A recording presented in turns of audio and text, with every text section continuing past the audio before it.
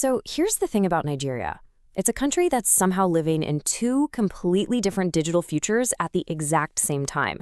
On one hand, it's a global tech powerhouse churning out billion-dollar startups. But on the other, it's a place where millions and millions of people are completely offline, left out of the conversation. This is the story of those two worlds, and the bridge that's desperately needed to connect them. To really get this, just picture two people. They're both 25, both Nigerian. Right now, in a slick office in Lagos, a tech founder is pitching her dream to investors over a flawless, high-speed internet connection. At that very same moment, hundreds of kilometers away in Ekiti State, a farmer is hiking up a hill, just hoping for a single bar of 2G service so he can check the market price for his crops. And look, this isn't some abstract metaphor. This is the daily, lived reality of Nigeria's digital divide. All right, let's start in that first world. We're going to dive into the heart of Nigeria's incredible tech boom, an ecosystem in Lagos that's so vibrant, people have started calling it the Silicon Lagoon.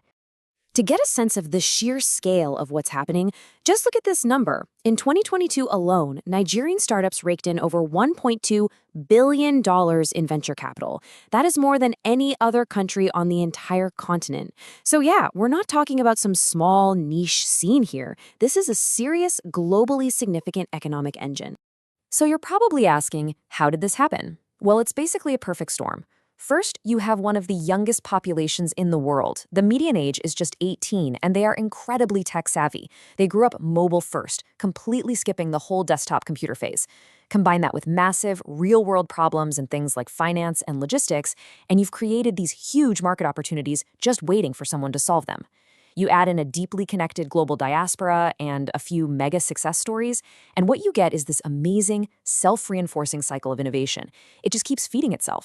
And inside these tech hubs, honestly, it feels like you're in a different country. They've got reliable 24/7 power, which is something most of Nigeria can only dream of. They have blazing fast internet, direct lines to global investors. These hubs are basically islands of hyperconnectivity. But the thing is, they exist in a much, much larger ocean of disconnection. And just outside those shiny islands, well, that's where you find the other Nigeria. This is the reality for the vast majority of the population, and it could not be more different. The numbers, well, they tell a pretty stark story. According to Nigeria's own Communications Commission, 57% of folks in the cities have internet access. But you go to the rural areas, that number absolutely plummets to just 23%. Let that sink in.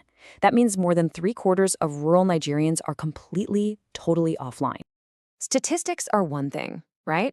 But what does that 77% figure actually mean for a person's life?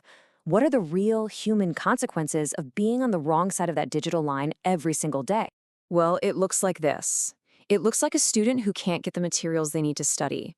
It's a pregnant woman who can't get a remote consultation with a doctor because there's no network, no power, nothing. It's a young entrepreneur who can't even register their business, and it's that farmer who has to waste hours of his day just to find a signal. Each one of these, it isn't just an inconvenience. It's a fundamental roadblock to education, to health, and to economic survival. This isn't just about being fair. This widening chasm is becoming a really serious economic and social threat to the entire country. Let's dig into why this matters so much. You see, the digital divide isn't just one problem. It's actually a whole stack of them. It starts with availability, like is there even a signal where you live? Then it's about affordability. Can people even afford a basic phone, let alone the data plans? Then you have skills, and this one's critical, power. Is there even electricity to charge a device if you have one? If you don't have all these layers, just having access is totally meaningless. And what's so dangerous about this is how it creates this vicious feedback loop.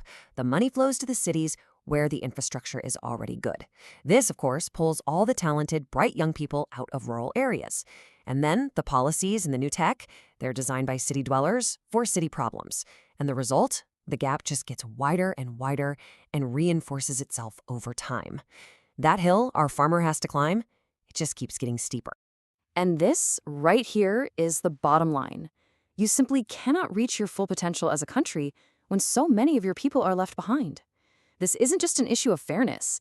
It is a direct threat to economic stability and future growth. Okay, so that sounds pretty bad, but this divide, it's not inevitable. There are clear, strategic things that can be done to build a bridge between these two worlds. So let's take a look at the actual blueprint for making that connection happen. So just like the problem has layers, the solution has to have them too. You need to build the big national fiber networks. That's the backbone. Then you need clever last-mile tech to get the signal from the highway to individual villages. But that's not enough. You also have to make the devices and the data affordable. You have to provide reliable power, maybe with things like solar. And finally, you have to build up the skills and create local services that actually make it all useful. You need all 5 layers of this bridge, or it collapses. And look, big moves are already happening. The Nigerian government has this thing called Project Bridge, and it's a massive initiative to lay 90,000 kilometers of new fiber optic cable.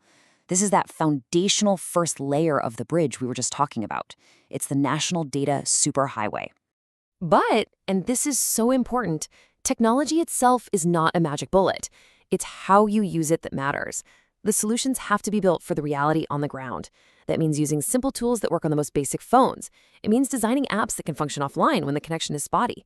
It means creating content in local languages and really focusing on using tech as a tool for farmers, not as a wall that keeps them out. At the end of the day, connecting these two worlds, it's not an act of charity. It is a core national strategy. A fully connected Nigeria is a more productive, more innovative, and ultimately, a more stable and resilient nation for every single person. And that brings us to the final and maybe the most important question that this whole situation raises. If all this incredible technology and progress only serves a small, connected elite, then who is all this development actually for? Answering that one question will define Nigeria's future for decades to come.